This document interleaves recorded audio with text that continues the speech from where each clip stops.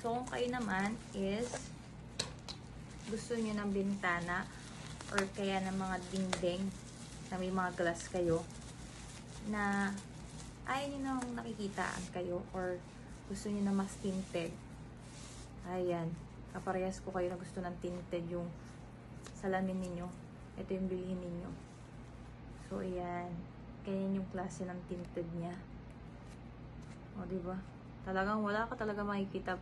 Zero visibility talaga tayo.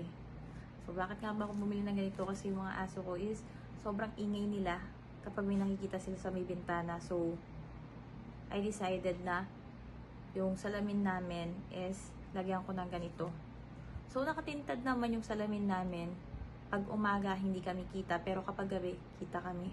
Even though na meron kaming cortina, may time kasi na yung mga aso namin is tinatabig nila. So, may time na naka-boreless ako dito naglalakad.